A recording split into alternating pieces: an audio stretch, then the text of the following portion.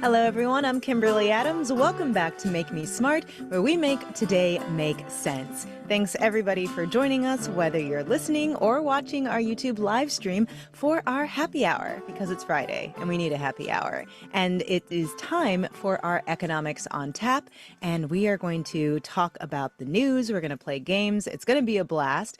For those of you who have been watching the news, there were some big elections across a handful of states this week, Virginia being one of them. So joining me today is Patrick Larsen, who's a reporter for VPM News in Richmond. Welcome to the show, Patrick. Hey, Kimberly, thanks for having me on. We are going to get to the news of the week and what you've been covering there in Richmond and the state more broadly. But first, we got to get to some drinks. Patrick, what are you having? Tonight I'm having a hot toddy because it's getting a little bit chilly. Ooh, So instead of whiskey, yes. I actually have some honey habanero moonshine in here from Belle What? Isle Distillery. Oh yeah, it's really good. It's a little spicy, a little sweet. It's really yeah, giving me the right comforting vibes. That sounds so cozy. It's what habanero, what again? Honey habanero moonshine, and it's from Belle Isle Distillery, which is local to Richmond. Shout out. And this is also a Richmond restaurant. If you ever are in the area and need What's some it Cuban called? food, go to Cuba Cuba. Oh, I love it. I actually was in Cuba in January of this year and had Oh a yeah. great time and had some Make Me Smart fans along for the ride as well. Hey. I was trying to keep it Virginia also. So I happen to have, let's see, some Malarkey Smokehouse naturally cured whiskey from Bristow, Virginia. It's a Oh. distillery down there. And I use that to just make a little cocktail using some tonics, Sweet Haven tonics that a listener sent me a while back that are cranberry, juniper, and lemongrass tonic that I mixed with the Virginia whiskey. And it is a lovely little cocktail here. So, yeah, we both did our cocktails. Cheers, Patrick. Welcome to the show. Cheers. Thank you. All right, let's see what everybody in the chat is drinking. Mm. Chris Mears has a Pizza Port Swami's IPA, and Jefferson Nail has Ancient Age Bourbon and Coke. Let's see. Peg is drinking a local Scotch ale. I'll take it. People are very impressed with your honey habanero moonshine, by the way. Jim Sanders is having a bourbon neat wild turkey Kentucky spirit. Love it, love it, love it. And oh, Neon Firefly is drinking a watermelon melon Mm. Pabst Blue Ribbon High Ooh. Soda. PBR. Shout out to the Okay. culture of Richmond. Is that a shout out to the culture of Richmond? Yes, it's not a Richmond beer, but we do like it here. People Okay, often people okay. often call it the people's beer of Richmond. So there you go. Oh, really? Pabst Blue Ribbon more broadly or that Yeah, specifically? yeah, PBR. Yeah. Okay. Yes, PBR. I'm sorry. The right way to reference it. All right. Well, let's turn to what the people in Richmond are up to. Fill us in. Who came out on top in Virginia's elections? So Democrats had a great year in Virginia. They won all of the statewide races. Uh, Abigail Spanberger, the Democratic nominee, won by, at least from what we have right now, over 15 points. And even Oof. Jay Jones, the Attorney General nominee, who was kind of mired in scandal for the last month of the campaign, seems to have come out on top by 5 or 6 points. And on top of that, Democrats really expanded their majority in the House of Delegates up to a 64 seat majority. So, yeah, really, I think they kind of overperformed most of the polls across the board. And yeah, the election night party, as I understand, was quite electric. Now, in Virginia and really the rest of the country, it really seemed like this was an election about affordability and cost of living issues. How did that play out there in Virginia? Yeah, I mean, it was kind of on the lips of politicians on the campaign trail throughout. Just the after the election, Abigail Spanberger had an interview with Leila Fadel where she said, the big three were housing, healthcare, and energy affordability, which is interesting because affordability is definitely not a new talking point for a political campaign. But I think, the Democrats were seeking to sort of capitalize on some uncertainty coming out of Washington. In Virginia in particular, we are home to 300,000 federal workers, not to mention a really wide range of federal contractors. And we really saw job losses in the thousands during the early parts of this second Trump administration with Doge cuts and that sort of thing. So I think, Democrats were really seeking to sort of capitalize on that. And to me, because I cover energy issues a lot, I think the messaging around energy affordability was really interesting. And again, like you said, that's something that kind of came up across the board. I mean, I'm seeing national headlines about the Georgia Public Service Commission races. That Hmm. it's kind of uh, bizarre to me, but Yeah, that made national news. But I yeah, mean, like, yeah. why were energy issues so key in this Virginia race? Like, can you elaborate on that? Well, I think, we're seeing inflation in energy bills around the country. And the landscape in Virginia is really interesting because we are home to like the greatest concentration of data centers potentially on the planet. If Which is anybody wild because I was reading some of your stories, and it's like a big chunk of data centers in Virginia. Mhm. Like, it's what was it 13% of this nation's capacity? Yeah, it's massive. Just to like kind of uh get like a sense of it, like if anybody who's listening experienced any issues with the Amazon Web Services outage that happened about a month ago now, um that was data centers in Northern Virginia having issues, you know. So yeah, and I think, it's worth saying that we have so many data centers for a few reasons. We're close to DC, we're close to these big Hmm. under ocean communications cables that allow us to communicate with Europe and with South America. And back in like the 90s, Virginia policymakers decided to sort of make a favorable like a business setting for these people to come in. They got like favorable tax policy and all that sort of thing. And so all of that has really contributed to the growth. But what it has sort of amounted to now is a projected doubling of electric demand in Virginia by Hmm. 2045. That's huge. Electric demand growth has been somewhat stagnant for a long time because of, gains in energy efficiency and that sort of thing. And so now we're really seeing that turn on its head. Uh, yeah. What were some of the policy solutions that the candidates were laying out, and especially the winners, in terms of addressing these higher energy costs? Yeah. So I think another thing to mention is that we have a policy in the state that we're going to require our electric utilities, our big utilities, to be carbon neutral by 2050. So Hmm. yeah, you have this setting where you're sort of losing generation capacity while you're also adding all of this new demand.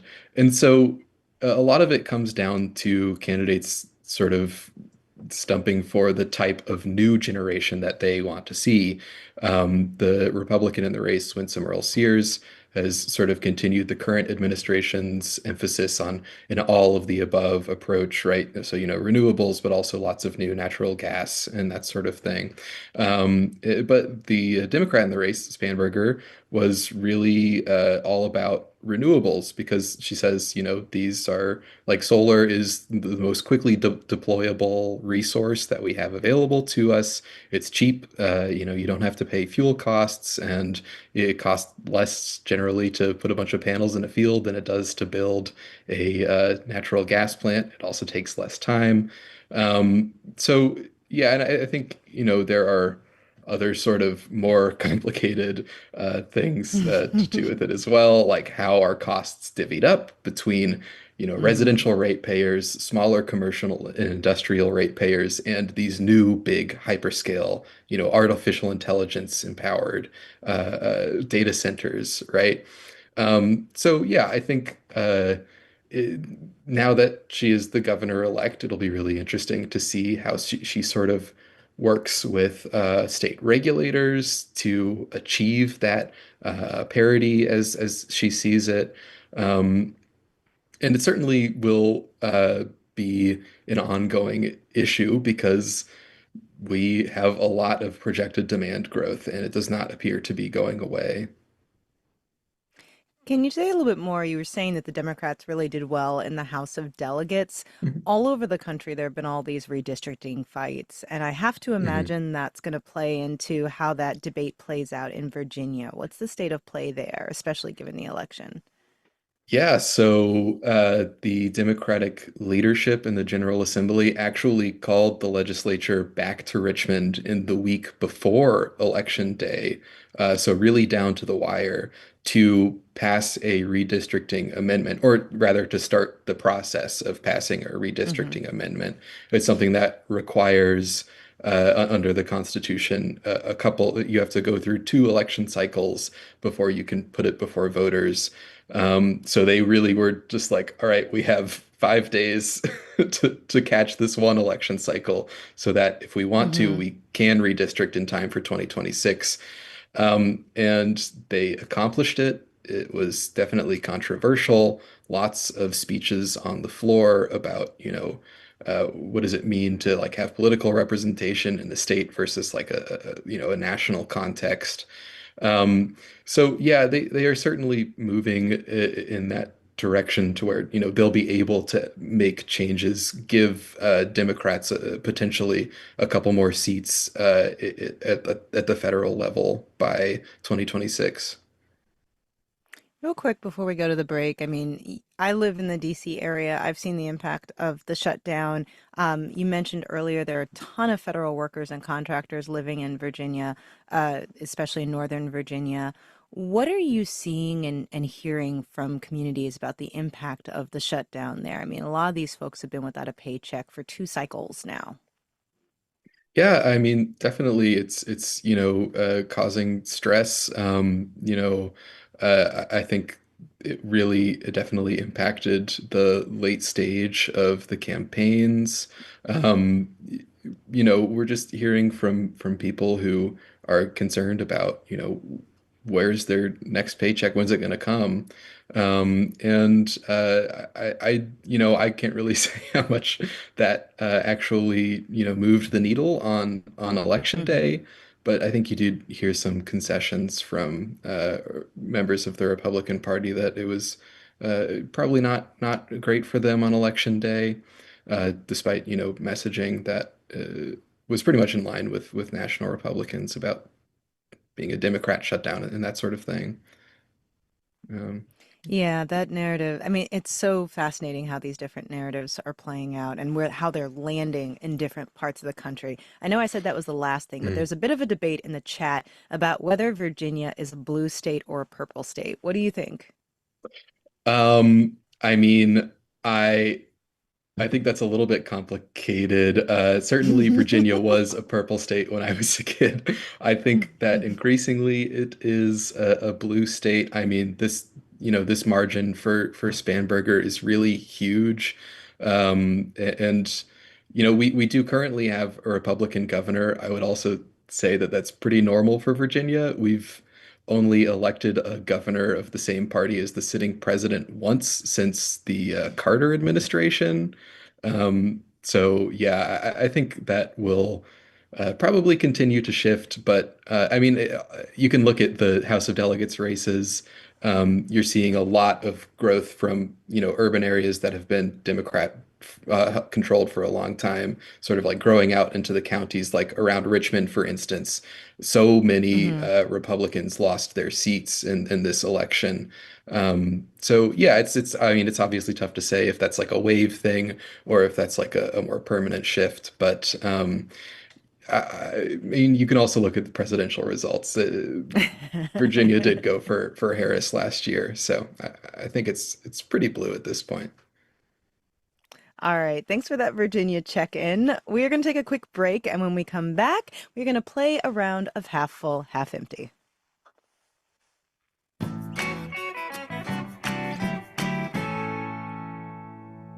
All right, we are back. I'm here with Patrick Larsen of VPM News, and we are going to play a round of half full, half empty, hosted by our very own here at Marketplace, Drew Jostad, who's back this week to host. Drew, take it away. All right, here we go. The rules are simple. I'm going to list some topics and trends. You tell me if you're half full, optimistic, or half empty, as in pessimistic. First up, are you half full or half empty on the rise of professional pumpkinscaping? Have you never heard of Wait, could this, I have a little bit Patrick? of context? This would be paying, like, this is like sort of a side hustle for people who love decorating for Halloween and fall holidays, charging a few $100 to get a bunch of pumpkins on your porch and carve them elaborately and decorate with lights or flowers or whatever else they have going on. I think I So could this be is from an half. interview. Oh, yeah, go ahead. This is from an interview my colleague Kyra Stahl did. And the headline that they wrote for this was great. Pumpkinscaping could be coming to a porch near you. And I think this is just like everything, everything is content. Everything is content. People love it for social media. But what do you think? Half full, half empty? I think I can be half full on that. I love Halloween and just fall time in general. So yeah, I'll say half full. Let's get festive. Did you dress up for Halloween? Oh yeah. Um, Is it safe for work to share your costume? yeah. Well, I had two costumes. Night one, I was Count Dracula, which is just a Dracula costume, but wearing running gear. Very silly. And then I was a hobbit for a Lord of the Rings themed party that I went to. Had the feet and Nice. everything, curled my hair up. It was a lot of fun. I only did one costume this year. I reprised my Lieutenant Uhura costume. Oh, So that was very kind of good. fun. Um, I am gonna say half full on pumpkinscaping. I also love Halloween and decorating for Halloween. I kind of am sad that because I live in an apartment, I don't really have a front porch. And I went and got all this candy and I gave it to like the front desk of my building for them to hand out, and like no children came, and I was very sad. Dang, that's Oh, too and bad. Margie had the same problem. We didn't get any trick-or-treaters this year. She's lived here 44 years. I think a lot of people are doing these like community trunk or treats now so that the kids don't have to go so far and everything, and people are going I to have, like yeah. parties instead. So, yeah. All right, what's the next one, Drew? Next up, this story from Wirecutter by the New York Times. So, iRobot, once the only game in town for autonomous vacuums, the leadership says there's substantial doubt about its ability to stay in business. Are you half full or half empty on the slow demise of the Roomba? Oh no. My mom got me a Roomba for my housewarming gift when I bought my place and I just replaced it. I need that company to stick around. Um, Who knows? Maybe you can catch the fire sale. Well, part of the with no problem is there's so much competition from other companies that from are maybe Shark. I doing, know yeah. Dyson has one. Xiaomi Um, is a big one. yeah, yeah. Hmm. Mm, that's tough. I I'll, I don't know. I guess competition is good. Oh. don't. Yay, capitalism. Um, I'm not going to say half full on anybody's business going out of business. So, Yeah, on the general principle of I hope they're able to save their business for the sake of themselves and their employees, half empty, but like market forces and competition are what they are. yeah. I guess I'll say half empty too. It's a truly iconic brand. I wonder if it'll be like, the Kleenex of autonomous vacuum cleaners, where it doesn't really matter We what just kind start you have. calling It's just a everything Roomba. you just Yeah. like Roomba. Yeah. Mm. Hmm, maybe. To live on in the lexicon.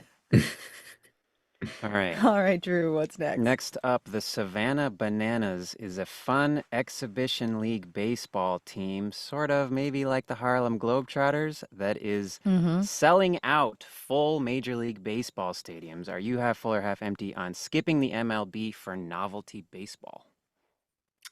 Oh, I'm all the way full on this one. I Yeah. watch them on social media. They are so fun. And no offense to like the very hardworking baseball players of the ma of Major League Baseball, but in terms of what I would actually go to, I'd probably go to one of their games first. Yeah, I'll think I'll be half full on this too. I guess the one potential concern would have is that them sort of squeezing out smaller teams. We have a minor league team here in Richmond. Um, Hmm. but I think baseball is perhaps the ultimate hangout sport. And why not get a little goofy with it?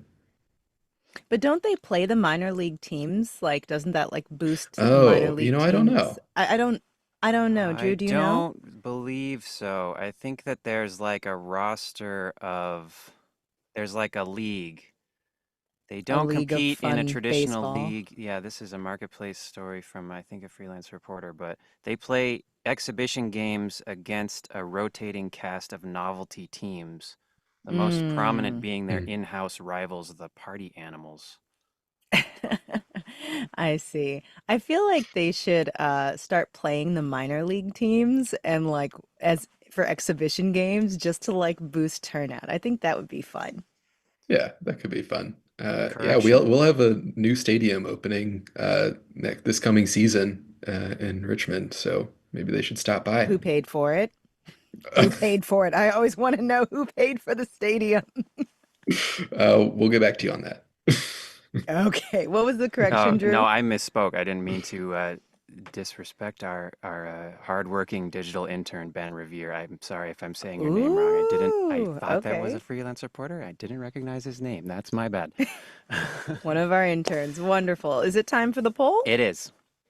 All right, so folks in the chat, get ready and vote. And while you're at it, if you don't mind liking and subscribing if you haven't already, we'd appreciate it. All right, Drew, All what is right. it? So, are you half full or half empty on taking a bus or a train this Thanksgiving, given the flight cancellations ordered by the FAA? So, something like I'm half full on taking the bus, or I'm half empty, I'm sticking with a flight. So, as someone who currently has a flight booked for Thanksgiving travel, I have been giving this a lot of thought. And my friend's mom recently took the train from St. Louis to DC and did not enjoy it. It took her 2 days, and she thought it was going to be like a cool, fun experience, and did not enjoy that process at all. And so, because I was like, oh, maybe I can just take the train and I can work on the train and just like make a little fun adventure of it. And she's like, don't do it. So that's the train. The buses are really comfortable from what I understand nowadays, for the longer distance travel. Um, but I think that if my flight ends up caught up in these cancellations, assuming the government shutdown is not over by Thanksgiving, I might try to hitch a ride with my uncle who usually drives back. Because I shudder to think of what rental car rates are going to be for that weekend, given everything. Mhm. Um, Before I get your response, Patrick, let me just read some of the responses we're getting in the chat. Lots of people saying they don't ever travel around Thanksgiving. Let's see. Probably Alan wise. Patterson says, my mom was going to come help with childcare the week after Thanksgiving and is planning to just forego the visit given how fraught this is right now. Oh, that sucks. Um, oh yeah, Miles Wilburn, very good point. I'm half empty, but only because I don't have enough vacation time for a bus or a train ride. That's the other issue with buses and trains is because they take so much longer for these long distances. It may not even be an option. Let's see. Keeley says, I'm scheduled to fly from Minneapolis to South Carolina on December 2nd. Bus does not seem like a good option. Last time the drive took 20 hours. Yeah. Yikes. All right, what do you think? Are you half full or half empty, Patrick? I'm half full. I love the train. I really love the train. Even though when I go like from Richmond to New York, for instance, there's always like a 30-minute stop in DC because we have diesel powered train cars in Virginia and it's electric all the way up the rest of the East Coast. Um, and yeah, I So do think they have to switch out the they the do. locomotives? Yes, yeah, Wow, I you didn't just know have to like that. sit there. You can walk around on the platform, but there's not much to do. Um, I so did yeah, not know that was happening. I love the train. I'll say it again. I think it's more comfortable than flying. It's just a great way to hang out and not have to pay attention to the road. Also, if the alternative is driving. Yeah, I would definitely prefer the train if it was like a doable distance. Mhm. But I think if my flight gets canceled and I can't hitch a ride with my uncle, I'll probably just stay home. So I'm gonna say half empty for me. It's a pretty decent split this time. 60% are half full on taking a bus or a train instead of flying for Thanksgiving this year. 40% half empty. So yeah, there it is. Jason Shopman says, I wish we had dirigibles. We're working on it. Ah, we're working on it. All right, that is it for today. Patrick, thank you so much for joining us. Tell folks where they can find your work. You can find my work on vpm.org. You can also find the work of our really excellent news team on there. We have so much election coverage for you to pick at. Yeah, so definitely check us out. And if you're in the area, tune into 88.9 on your FM radio.